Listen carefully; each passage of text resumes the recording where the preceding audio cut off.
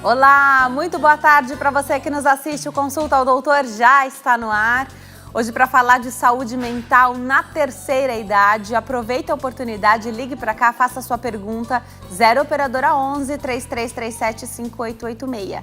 3337 5886, também pelo facebook.com/consulta ao doutor, facebook.com/Denise Luque, lá no Instagram, @Denise Luque. Eu também espero a sua participação. Segue a hashtag Consulta ao Doutor e não se esqueça de visitar, se inscrever, seguir e compartilhar todo o conteúdo das redes sociais da emissora. @TV Hit lá no Instagram e a plataforma do YouTube que vocês já sabem que eu adoro. Assisto a programação da Hit mesmo quando estou fora de casa, tendo acesso à internet é super fácil. Canal Hit TV, e não se esqueça de se inscrever e ativar as notificações, porque aí você não perde nada o que acontece por aqui. Hoje eu tenho o maior prazer de receber o Dr. Norton Sayeg. Ele é médico, geriatra e hoje explica tudo para nós desse assunto que é um universo inteiro. Saúde mental na terceira idade. Doutor, estou feliz com a sua volta aqui ao Consulta. Obrigada por ter vindo. Prazer é meu, prazer imenso estar com você e com a sua audiência.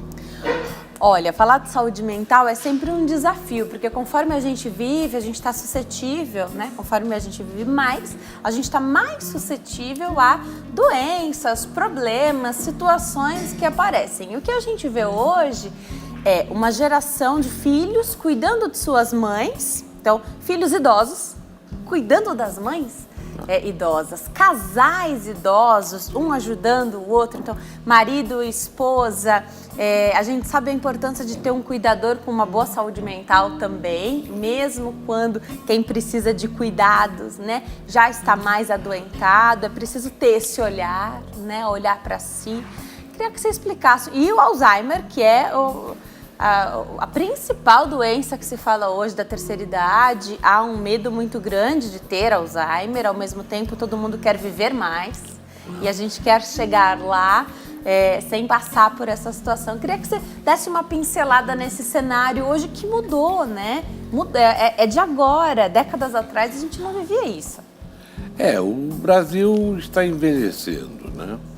Mas envelhece rapidamente e sem estrutura, Denise.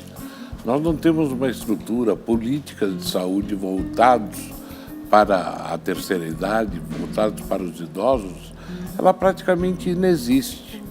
E nós estamos falando que isso ia acontecer, essa transição demográfica iria acontecer, já falamos isso há 40 anos. Há 40 anos atrás a gente já tinha avisado o governo, falou assim, olha, a população que hoje em dia é um país de jovens, não, hoje em dia é um país com muitos idosos e inverteu a pirâmide, praticamente inverteu. Onde a base era totalmente de crianças, pessoas jovens, essa base encurta cada vez mais e as pessoas vivem cada vez mais. Hoje em dia encontrar com pessoas de 80 anos de idade não é tão difícil como era 20, 30 anos atrás. Alzheimer segue sendo uma situação que as pessoas te perguntam no consultório, elas querem saber se elas têm chance de ter o Alzheimer. A gente tem um histórico aí de pessoas que... hoje a gente sabe dar esse nome, né, para essa doença, mas a gente tem relatos de pessoas que anos atrás sofreram com esse esquecimento, não tinha nome para isso, não tinha esse diagnóstico, mas a pessoa carrega esse histórico imaginando que possa ser e trazendo isso no histórico familiar. É uma grande preocupação de fato hoje? Sem dúvida nenhuma, é uma verdadeira epidemia. Porque Alzheimer é uma doença idade dependente, ou seja, quanto mais idoso você é, maior a sua possibilidade de ter a doença. Vou te dar um exemplo que fica fácil para o seu público entender.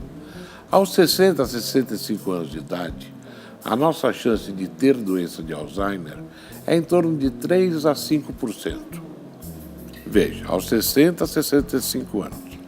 À medida que nós vamos envelhecendo, isso vai aumentando. A ponto de, aos 80 anos de idade, 50% dessas pessoas serão portadores de doença de Alzheimer. Então é uma verdadeira epidemia. O envelhecimento populacional é uma conquista, sem dúvida nenhuma, mas que precisa de anteparos porque ela tem características absolutamente diferenciadas.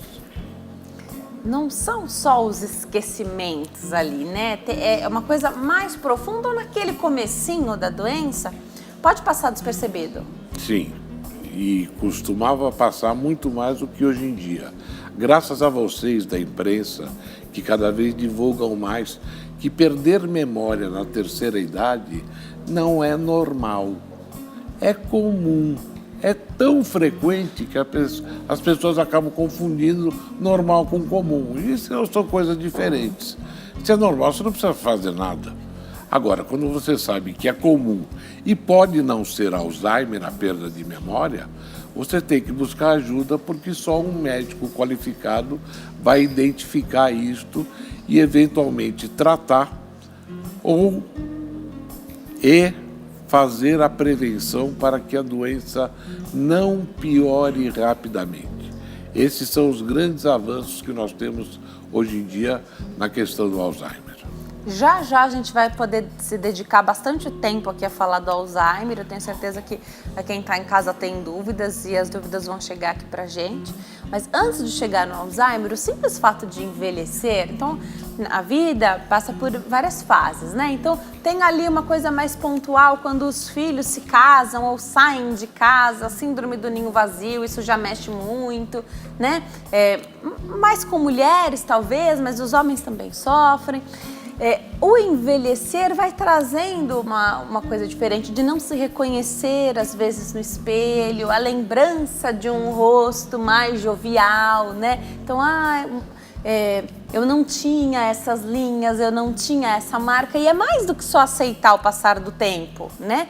Então é uma coisa que ultrapassa isso, não é uma questão estética. Mesmo quem recorre aos recursos hoje acaba notando que envelheceu da mesma forma. Claro, o corpo, a disposição já não é mais a mesma.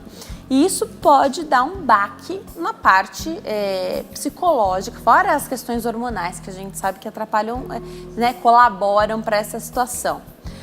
O que eu tenho notado hoje são muitas perguntas sobre depressão, por exemplo, na terceira idade. E a gente não imagina que isso possa acontecer, né? A gente acha que o envelhecer traz uma maturidade que pode ultrapassar qualquer tipo de doença desse tipo, né? Como a depressão. Queria que você falasse um pouquinho como que é possível manter saúde mental na terceira idade, mesmo lidando com todas essas situações. Você deu um exemplo espetacular, que é o caso da depressão, né? É normal ficarmos tristes à medida que nós envelhecemos. Não, isso é bobagem. Mas o número de pessoas deprimidas a partir dos 60 anos é enorme, é estratosférico. E essa é a má notícia. A boa notícia é que tem tratamento, e tratamento absolutamente efetivo. Mas sabe o que acontece? Uma coisa engraçada, Denise, e é até meio anedótico. As pessoas têm vergonha de confessar que estão deprimidas. Porque no passado se acreditava que depressão, isso é falta de caráter, isso é falta do que fazer, isso é falta de brio, é porque não tem firmeza na vida. Não é nada disso. É um desequilíbrio neuroquímico que ocorre no cérebro, como o diabetes, por exemplo, que é uma doença que você vai, trata, e se você controlar direitinho, é como se você nunca tivesse tido. Então, essa questão do envelhecimento ser associado com sucesso ou fracasso é muito frequente. Por que as pessoas olham no espelho e falam, meu Deus do céu, como eu estou ficando velho? Porque ela está com medo de ficar doente. Porque eu conheço muitos idosos que envelheceram com sucesso e são absolutamente felizes. Então, eu costumo dizer, a gente envelhece do modo que viveu. Se você viveu uma vida sadia, controlou seus hábitos, não foi sedentário, foi ao médico regularmente, você muito provavelmente vai ter um envelhecimento com sucesso, que é o que todo mundo quer. Porque a alternativa, Denise, ninguém quer, né?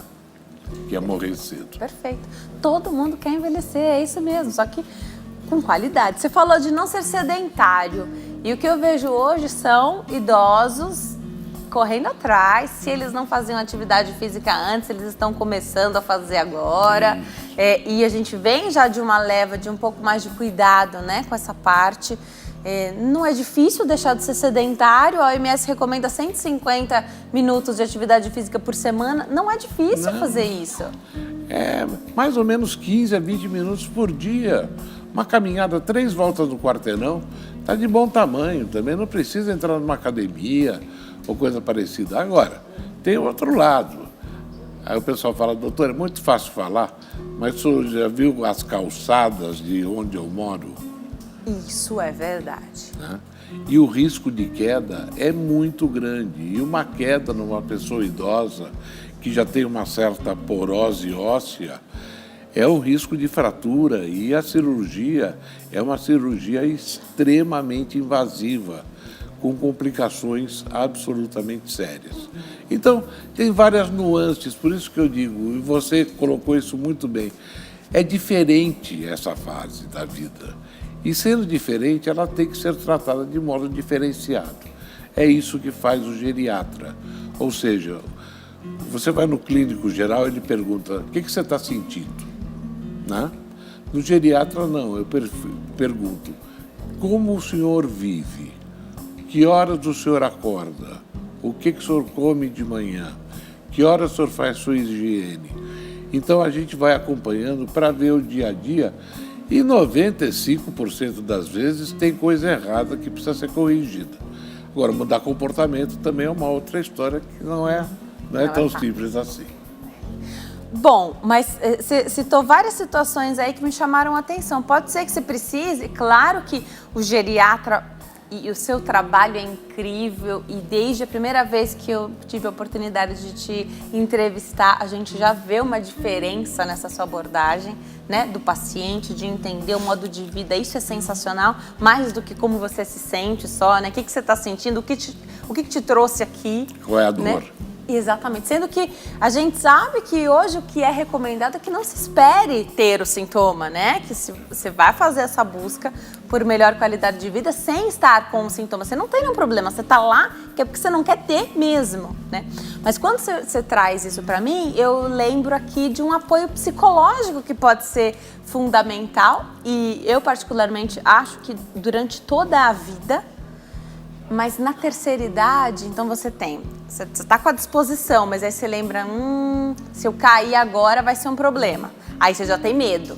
Lógico, ninguém quer ficar doente, mas na terceira idade você sabe que há mais complicações, né? Pode ser que se faça necessário esse acompanhamento psicológico nessa fase também. Você recomenda para os seus pacientes, doutor?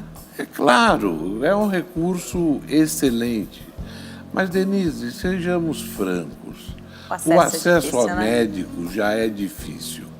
É verdade. Né?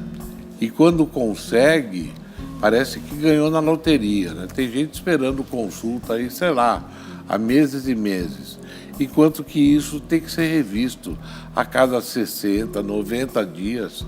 Como você leva seu carro para a oficina para fazer uma revisão antes de viajar, você deveria levar também a sua pessoa idosa. E quem faz isso é a filha, é a mulher, principalmente se ela for separada. Aí é ela mesma, é ela que herdou e ela que gosta, porque a mulher já tem o instinto maternal de cuidar. E isso é muito bom. Nós, homens, aí somos muito teimosos ainda para procurar ajuda e para reconhecer que podemos ser ajudados. Você falou das quedas, e aqui você falou de diabetes, vou trazer aqui algumas situações que podem acompanhar já esse idoso, né? Então, diabetes, o colesterol elevado, pressão alta, alguém que já sabe aí que tem osteoporose ou tem um histórico de quedas e fraturas na família e já fica ali um pouquinho mais com medo.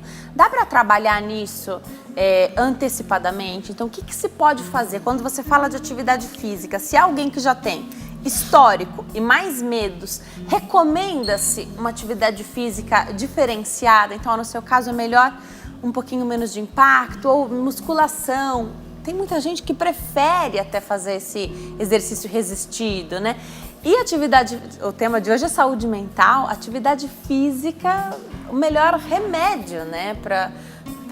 Para liberar essa energia, né? E você tem ali uma renovação todo dia mesmo quando você faz uma série de... a química da atividade física é fantástica, né? Ah, não, sem dúvida nenhuma. Agora veja, a gente tem que entender algumas coisas. Hoje em dia os profissionais que orientam nas academias estão muito mais preparados para poder orientar o paciente idoso do que estavam há 10, 15 anos atrás. Isso é um grande ganho. Existe o tipo de ginástica, existem basicamente dois tipos, para não ser muito detalhista, que é a aeróbica, que é andar de bicicleta, correr, que ninguém recomenda. A hidroginástica é um excelente recurso que ao mesmo tempo que ela é relaxante, ela pode fazer um pouquinho de musculação e ter uma atividade aeróbica também, tudo num pacote só. Então, isso que nós orientamos. Agora, uma coisa importante, nós estamos falando de saúde mental, é não esquecer de cuidar da mente, que tem muito essa cultura do corpo, mas se esquece que a mente é fundamental. Sem saúde mental, ninguém tem qualidade de vida. Então, ir a palestras, ser voluntário, usar a internet, aprender um novo idioma, por que não? Aprender a tocar aquele instrumento que você sempre quis, mas nunca teve tempo. Hoje em dia você tem tempo. Então, ocupe o seu tempo, porque senão o dia fica muito longo mesmo. E as pessoas ficam em frente à televisão, olhando para a televisão, não assistindo o programa. Estão simplesmente olhando para a televisão. Se pergunta, o que está passando? Eu não sei. Né? E a televisão está lá ligada. Então, tira a camisola de manhã, faz o seu de jejum, toma o seu banho e sai atrasada para os seus compromissos. Né? É isso que faz a qualidade de vida à medida que nós envelhecemos. Essa parte social também é muito importante, né? Sem dúvida. Sem dúvida. Grupos, às vezes você entra para um grupo que já faz atividade física, tem quem goste, né? Goste mais, goste menos, mas na verdade esses encontros, viagens, muitos grupos da terceira idade se encontram e viajam juntos, aquele bate-volta muitas vezes, né? Sim, e os hotéis oferecem desconto, Sim. As agências de turismo têm promoções para a terceira idade, então isso é fundamental. Isso que faz a qualidade de vida na saúde mental do idoso. Você fala do idoso estar olhando para a televisão, mas não estar assistindo. É comum ficar mais aéreo mesmo? Então, às vezes até mesmo numa conversa, como é que a família pode enxergar esse movimento e dizer, olha, precisa fazer alguma coisa? Essa pergunta é espetacular. Veja, o que deve chamar a nossa atenção nesse aspecto? É a mudança de comportamento. A pessoa que sempre foi aérea, não é agora que ela vai ser ligada no 220. Mas a pessoa que nunca esqueceu seus compromissos, que nunca deixou a comida queimar no fogo, hoje em dia, aquela comida, aquele prato delicioso que ela fazia aos domingos, a receita saiu muito ruim. Então, se perde a capacidade das coisas básicas, nós chamamos de atividades da vida diária. E quando você perde a independência, você passa a depender de outras pessoas e aí sim, aí você tem um quadro muito ruim que nós chamamos de senilidade. Senilidade é sinônimo de doença. Né? Senilidade é a doença. Senescência é o envelhecimento com sucesso. E é esse envelhecimento ativo que nós procuramos dar aos nossos clientes. Porque tem um aspecto, Denise, super importante, como você falou logo no comecinho da sua manifestação. As doenças na terceira idade são invariavelmente, na sua esmagadora maioria, silenciosas. Elas não dão sintoma. Você pode ter diabetes. Não senti nada. Não sentir absolutamente nada. Você pode estar com a pressão 22/14 e não sentir absolutamente nada, até que você tenha o seu derrame. Osteoporose, você só vai descobrir na hora da fratura de fêmur. Hipotireoidismo é uma coisa que só o médico pedindo exames, nem o médico examinando vai conseguir descobrir. Ele vai ter que pedir uma série de exames para excluir outras possibilidades. A falta de vitamina D, porque esse pessoal não anda ao ar livre. Entra no carro, entra no escritório, entra no elevador, sai do elevador, entra no carro, volta para casa e não recebeu nenhum raio de sol de insolação para fazer a transformação da vitamina D. Então, são coisas que o geriatra é um verdadeiro detetive. Ele vai lá buscar tudo que pode estar oculto, porque se tratado convenientemente e precocemente, é como se não tivesse tido absolutamente nada. Vamos me preparar para dar um recado, doutor? Enquanto eu chego até lá, queria que você falasse um pouquinho. Uma das queixas, muitas vezes na terceira idade, a pessoa não tem o diagnóstico de nada, as manifestações podem ser silenciosas, mas algumas situações podem gerar dor. Aí, muitas vezes a família não dá a devida importância para a queixa do idoso, mas o que ele sente é dor. E quando ele chega no geriatra, que ele fala que sente muita dor, como isso é avaliado?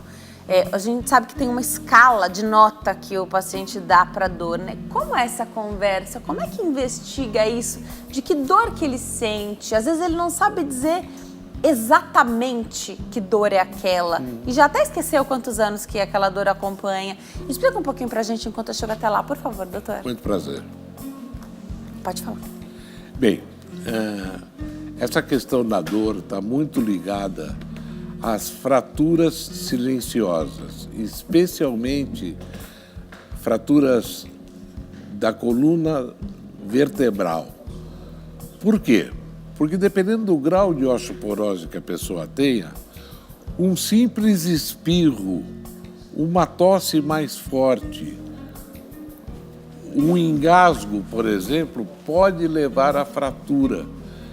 E todo mundo fala, mas dói as costas é normal, tem 80 anos, dói as costas, não dói coisa nenhuma, não tem que doer. Tem que saber por que está doendo e fazer o tratamento. Vamos para o intervalo? No próximo bloco tem mais bate-papo. Até já!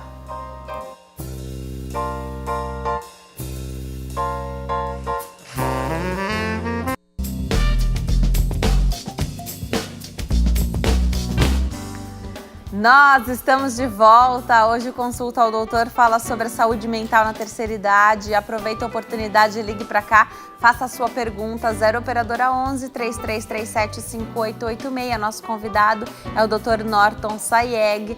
Ele é médico geriatra, explica tudo para nós. Doutor, chegaram algumas perguntas aqui para nós, excelentes. Eu acho que a participação do telespectador traz elementos novos sempre, porque cada um tem vive a sua situação, né? E aí você traz um elemento novo, eu acho sensacional. Você comentou da vitamina D, doutor. E aí chegaram perguntas aqui de pessoas querendo saber até que ponto se pode ou não dosar essa vitamina D e suplementar isso. E a gente sabe que tem maneiras de fazer essa suplementação por semana, uma vez por semana ou diariamente. Quem tem dificuldade de deglutição sempre tem essa pergunta. Já vou pedir para o doutor explicar para a gente como é que a gente, né, como é que deve ser a rotina aí de exame para a vitamina D, tendo em vista que hoje, de fato, a gente não toma sol.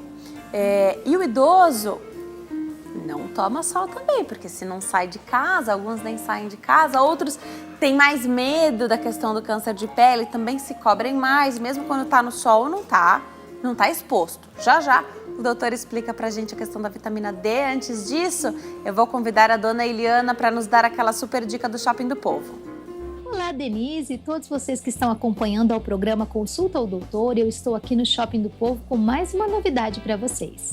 Hoje eu estou aqui com um livro maravilhoso para todos vocês que gostam de evangelizar e para quem precisa também saber mais sobre este assunto. O título diz: Se Deus é bom, então por quê?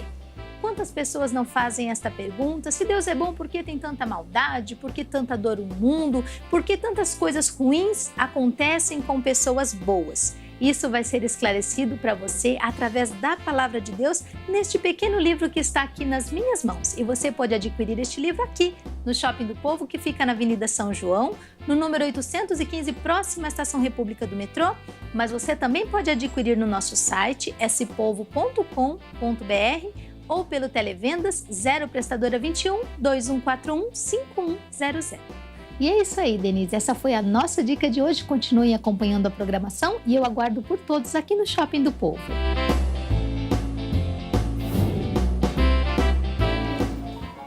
Muito obrigada, dona Eliana. Adoro suas dicas todos os dias aqui no Consulta ao Doutor. Volto para a conversa com o Dr. Norton Sayeg, médico geriatra. Doutor, fala um pouquinho da vitamina D. Eu recebo profissionais médicos todos os dias aqui no Consulta ao Doutor. A grande maioria fala sobre a vitamina D, mas a gente pensa em vitamina D muito para o casal que quer engravidar. Durante a gestação, essa mulher precisa estar com os níveis bons de vitamina D. Mas para o idoso, há sempre a pergunta: precisa tomar esse cuidado? Também tem que suplementar? E para quem tem problema de deglutição já, porque os comprimidos, aqueles que a gente compra na farmácia, são grandes? Isso mudou muito, né? Mas vamos falar primeiro da dosagem da vitamina D. A dosagem da vitamina D é um procedimento absolutamente simples. É uma amostra de sangue, onde vai se tirar o sangue para fazer uma bateria de exames, não apenas da vitamina D, porque a deficiência de outros nutrientes, como de ácido fólico e vitamina B12, é muito frequente à medida que nós envelhecemos. Porque a nossa alimentação, a alimentação da pessoa idosa, poucas vezes é ideal. E tem a questão de morar sozinho, né? E quando você mora sozinho, você vai fazer uma comida para você. Muito raramente a pessoa tem disposição para cozinhar para ela mesma. Então tem o que eu chamo de síndrome do pão com manteiga e café com leite. E muitas vezes isso leva à desnutrição. Então precisa tomar muito cuidado. Como é que a gente descobre isso? Dosando no sangue a vitamina B12, o ácido fólico, a vitamina D e repondo à medida que seja necessário. Hoje em dia, as formas de administração são as mais variadas possíveis.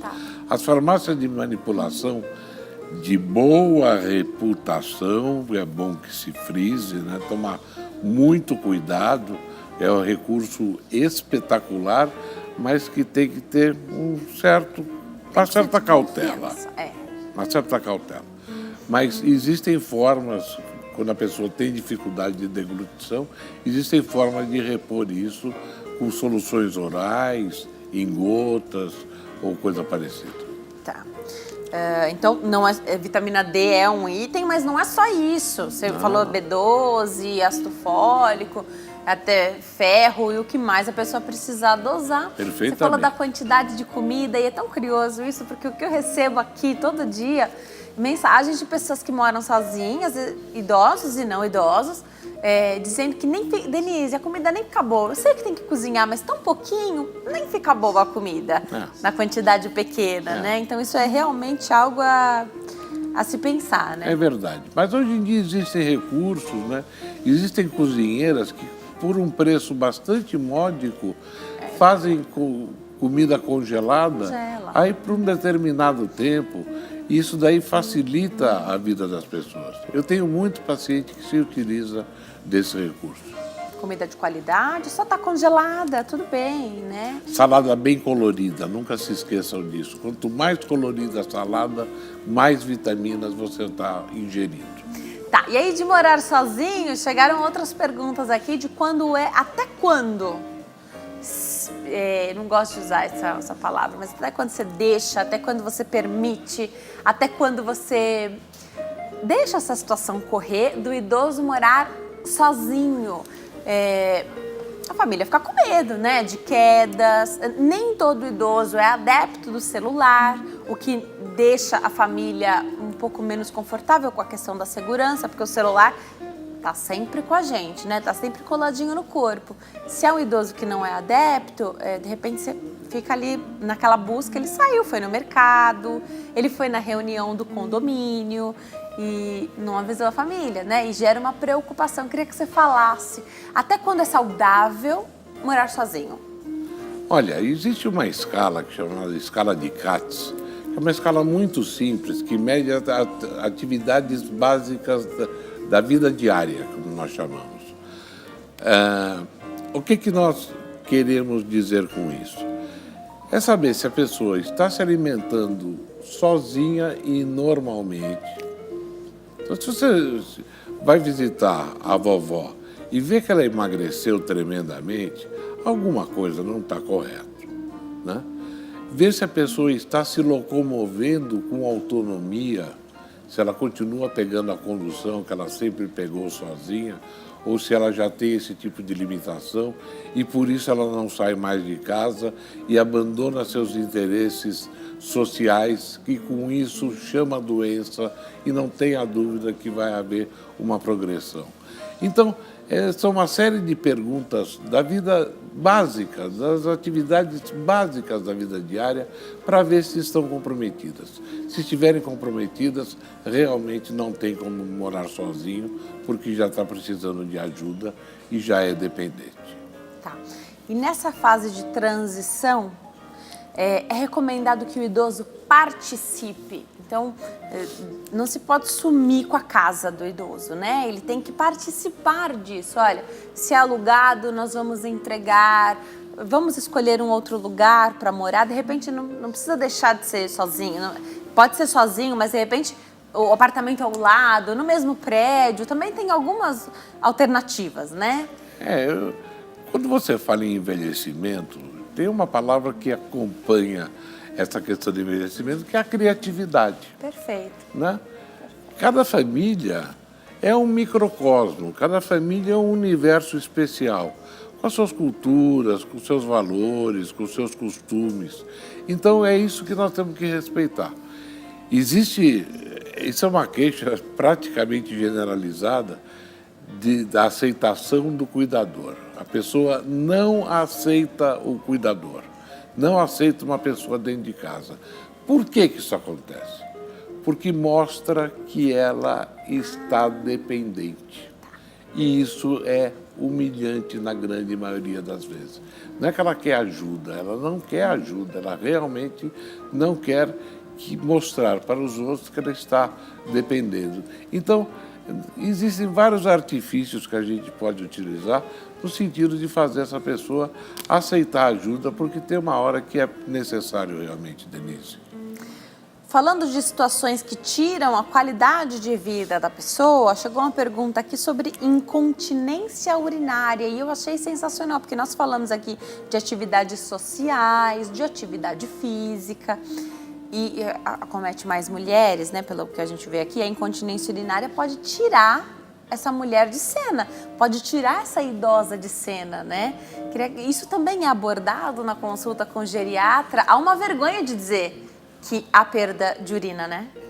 Isso é um dos gigantes da geriatria, a incontinência, junto com outros Is aí. Mas vamos falar sobre isso, isso é muito importante. Teve uma pesquisa feita num convento, claro que convento habitado por freiras, mostrando que boa porcentagem das freiras tinham incontinência urinária, mas nunca contavam isso para ninguém. E sabe qual é a principal causa de infecção urinária na medida que nós envelhecemos? É a infecção urinária. A incontinência urinária é muito ligado à infecção urinária. Você vai lá, faz o exame, faz a cultura, dá o antibiograma, toma o remédio, toma o antibiótico, 7, 10 dias, está curado. E a incontinência vai embora. Ah, então a infecção causa incontinência. Causa incontinência. Deixa a bexiga irritada. A bexiga está inflamada. Tá. Então a pessoa acaba perdendo E é passageiro, urina. né? E esse é um problema seríssimo, porque a pessoa às vezes fala, vamos levar a vovó no restaurante, ela não quer ir. Por que ela não quer ir? Porque ela tem medo de ter um acidente, de urinar ali em público. Então, quando for levar no restaurante, escolhe uma mesa pertinho do banheiro e mostra para essa pessoa que, se ela sentir vontade, ela pode ir. E tem uma coisa muito engraçada que eu costumo contar muito essa história, é da pessoa que tem artrose nos 2 joelhos. Então, ela está sentada, assistindo ou olhando a televisão e tem vontade de urinar. Aí ela faz a seguinte conta: eu vou levantar e os meus joelhos vão doer muito. Será que não dá para eu aguentar um pouquinho mais?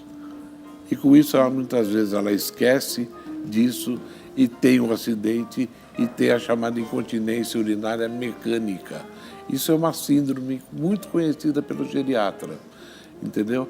Então, do mesmo modo que eles não bebem água porque tem incontinência urinária, aí acabam desidratados, tendo que internar no hospital para tomar soro, porque não toma água, porque não quer perder urina.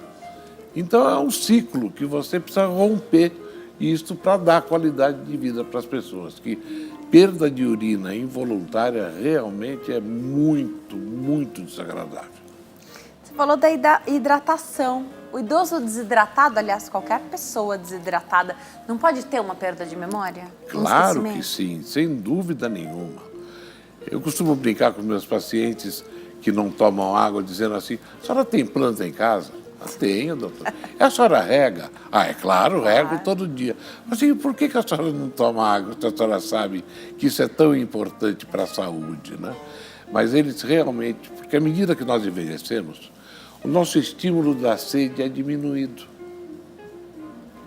E volta à história da artrose do joelho. Também estou com sede, ela faz a conta, vou levantar, vou até a cozinha pegar um copo d'água e o meu joelho vai me incomodar tremendamente, ou dá para eu esperar? E com isso entra num processo de desidratação nos 2 extremos da vida, né? Os bebês e os idosos, levando a uma série de complicações que muitas vezes determinam até o óbito. Isso é muito sério, realmente. Tem telespectadora na linha, quem conversa com a gente, faz pergunta aqui para o doutor, é a Marilene, de Guarulhos, em São Paulo. Oi, Marilene, tudo bem? Boa tarde. Boa tarde, Elisa. Seja bem-vinda ao Consulta ao Doutor. Fica à vontade, pode fazer a sua pergunta. Eu queria perguntar para o doutor, que eu sinto assim medo de sair de dentro de casa, sabe? E sinto assim dor com aquele peso na cabeça e aquela agonia assim, aquela sensação de que eu vou morrer, entendeu? Tá. E aquela dor nas pernas. Tá. Você nunca sai de casa, Marilene? Hã? Você nunca sai de casa? Eu saio, eu ia sempre na igreja, ver o culto, ia para o Itaim. Quantos anos você tem? Eu estou com 73 anos. Tá. Você contou para nossa produção que o seu marido só chega mais tarde em casa, né? Não sai. E aí você não sai? No Não, final da tarde? tarde. Tá. Só sai se for a polícia, que eu moro em apartamento. Tá bom. Obrigada, Marilene, pela sua pergunta. A Marilene, doutor, tem 63 anos, muito medo de sair de casa, tem um peso na cabeça, quando ela pensa em sair de casa já dá aquela agonia, uma sensação ruim, dor nas pernas. E jovem, né? 63? Sim, mocinha. Olha, uma das características do paciente idoso é a polipatologia. O que é isso? É que ele tem várias doenças concomitantemente. O que essa senhora sugere, hein? Isso daqui não é uma consulta virtual, nós nem estaríamos aptos para fazer uma coisa desse tipo. Mas me parece ser um caso de depressão. né, que tratado melhora tremendamente os sintomas como um todo. Essa coisa de dores generalizadas, muitas vezes é em função da condição psicossomática do paciente, né? Quando o emocional está abalado, nada funciona bem. Então é importante que procure ajuda médica. Eu sei que falar é fácil e que o acesso é difícil, mas nós temos aí o Hospital das Clínicas, Escola Paulista de Medicina, hoje em dia a Universidade Federal, né? Santa Casa de São Paulo, que tem ambulatórios específicos para pessoas com mais idade gratuitamente.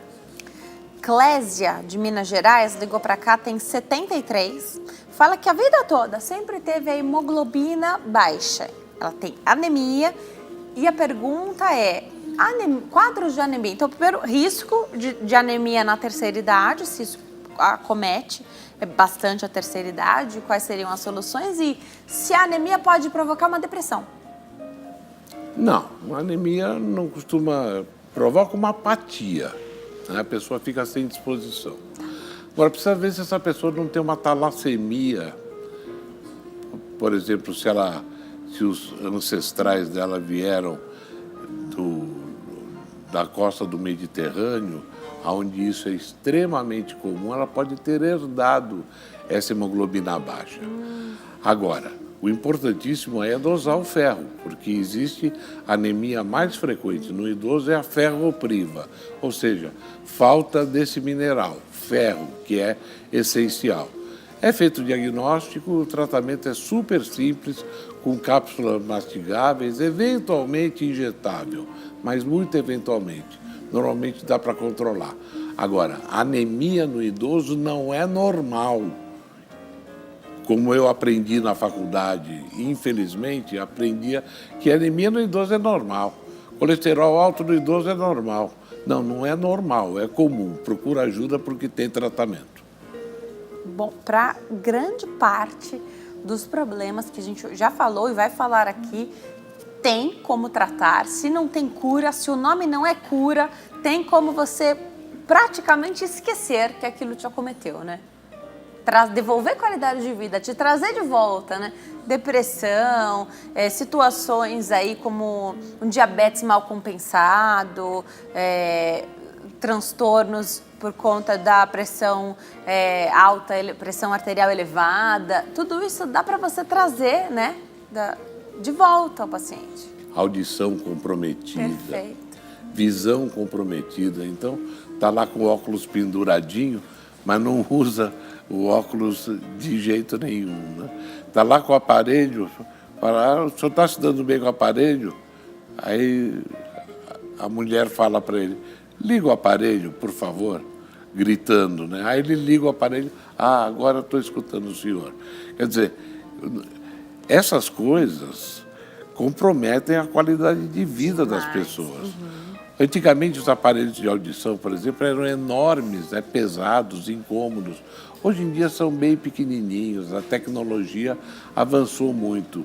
Então, se você não se deu bem antes com o uso do aparelho, procura ajuda agora, porque as coisas mudaram muito para melhor. A Idália ligou para cá, ela é de Osasco. E você falou da audição, e na hora eu me lembrei da anotação que eu havia feito aqui do caso da Idália. Vou me preparar para dar um recado. Enquanto eu chego até lá, a doutora vai respondendo daqui. Idália tem um zumbido no ouvido. O barulho é de grilo. E o que eu acho mais curioso, né? Eu estou aqui à frente do consultório do doutor já faz bastante tempo. Tem cigarra, grilo, televisão com chiado. As pessoas dão os nomes, né? De que som que se assemelha o zumbido. E isso é muito legal. Aliás, a gente sempre fala do zumbido aqui no consultório do doutor também. O barulho dela, do zumbido dela é grilo. Intensifica quando ela vai dormir, porque tá mais silêncio, né? E isso tá tirando a qualidade de vida dela. Isso pode ser abordado em consulta também. Tem exame para saber se de fato aquilo é um zumbido? Tem dica para dar? Não ficar totalmente no silêncio de repente? Explica um pouquinho pra gente enquanto eu chego até lá. Com muito prazer, Denise. Olha, a questão do zumbido, infelizmente, é uma questão muito difícil de ser equacionada. Existem poucos medicamentos efetivos para isso e o ideal seria uma visita ao otorrino-laringologista e à fonoaudióloga, no sentido de identificar com exames complementares que tipo de zumbido é esse. E existem drogas. Às vezes isso dá muito certo, mas realmente é um sintoma difícil de controlar e que acompanha invariavelmente as pessoas da terceira idade numa grande proporção dos casos. Eu vou para o intervalo, no próximo bloco tem mais bate-papo. Até já!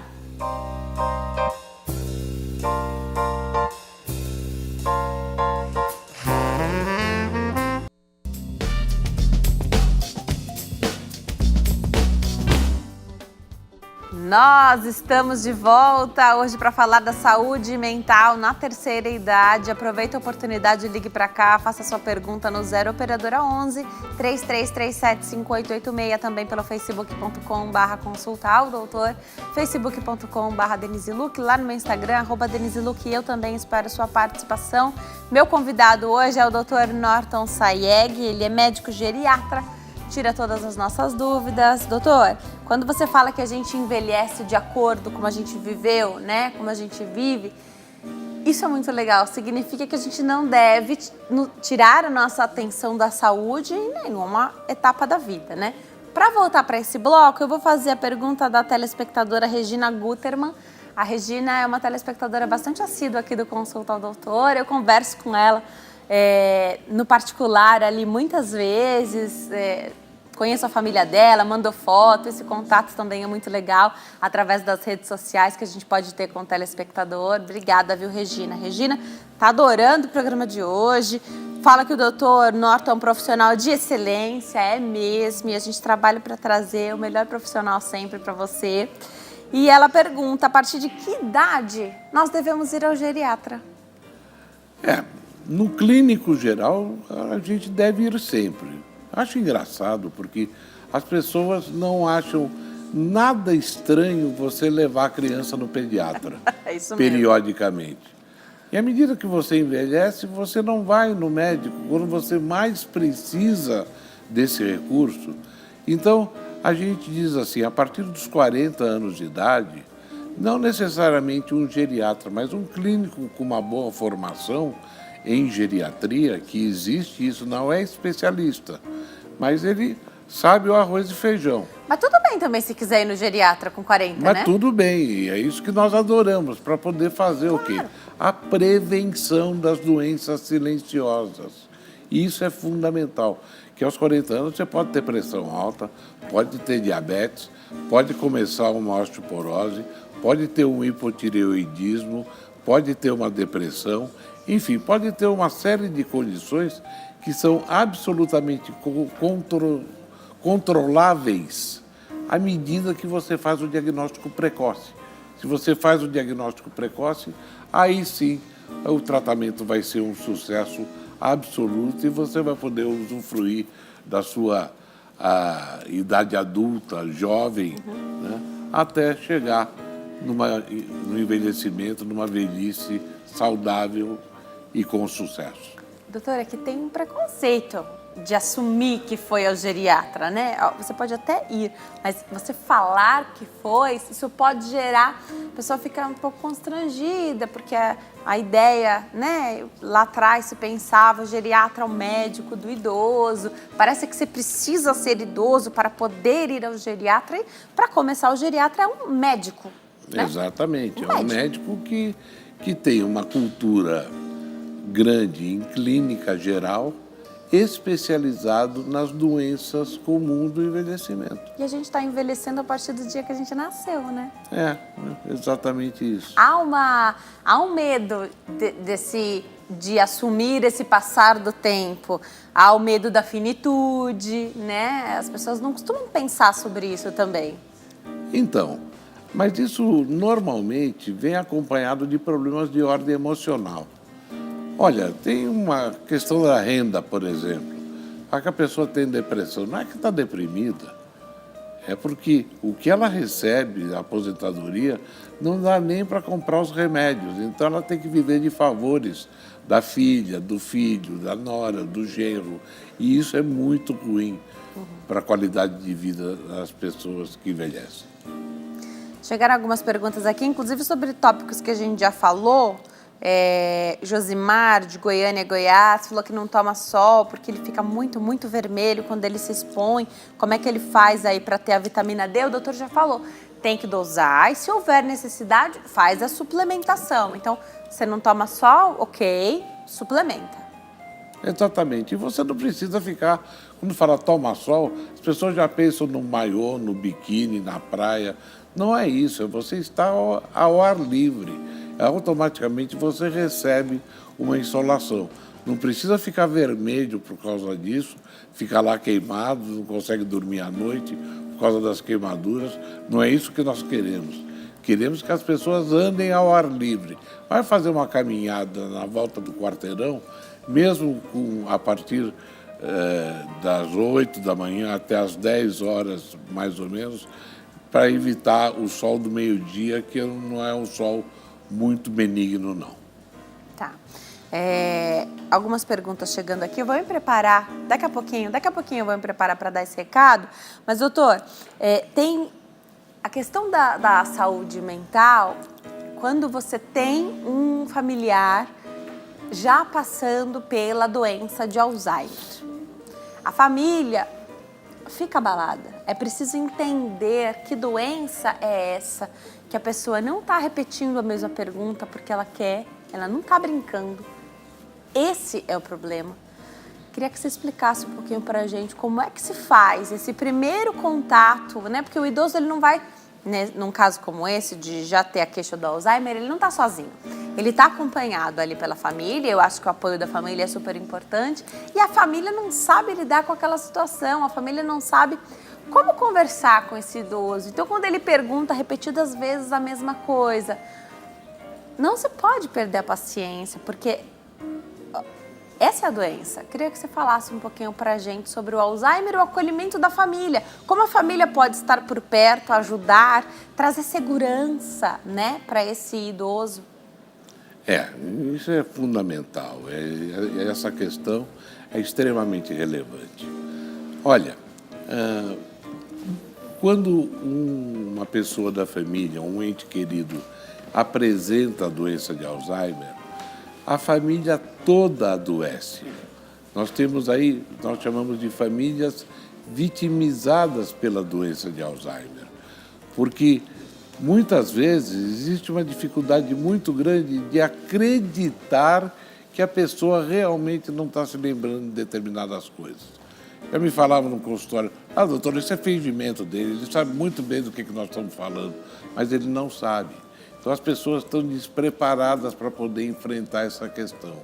E você tem que explicar com muita calma, com muito carinho, que a rotina é fundamental para dar segurança para essa pessoa.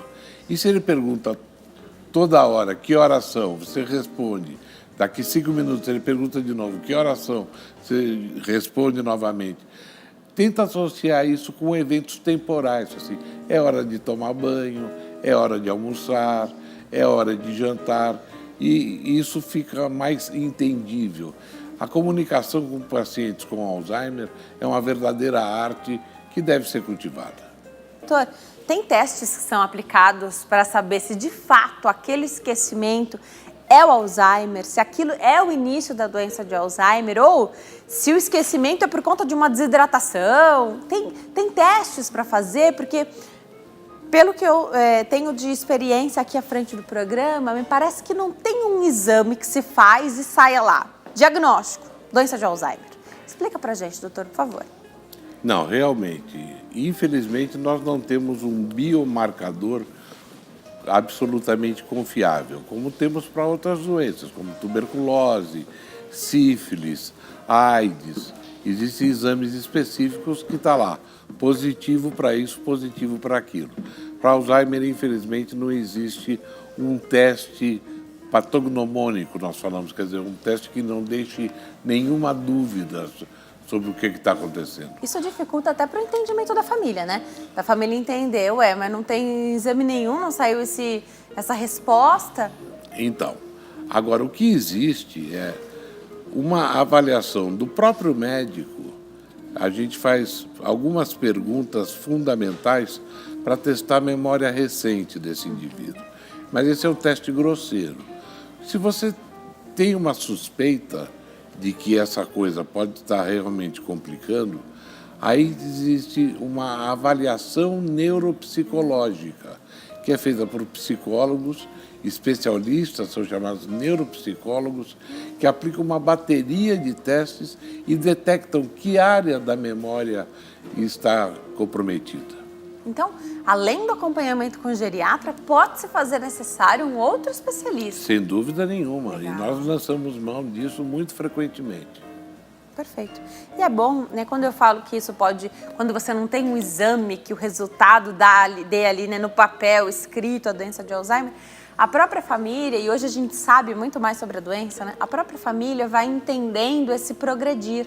Chama muito a atenção numa fala sua quando você conta que quanto mais rápido você faz esse diagnóstico, mais cedo você pode lançar mão do tratamento. Que, claro, não vai parar todo o processo da doença, evolutivo da doença, mas pode fazer com que ele vá mais devagar. É isso? Tem tratamento medicamentoso? Perfeitamente, é exatamente isso. Então, o tratamento da doença de Alzheimer, ele é farmacológico no primeiro momento, ou seja, existem duas grandes classes de remédios para a doença de Alzheimer. São chamados medicamentos específicos para a doença.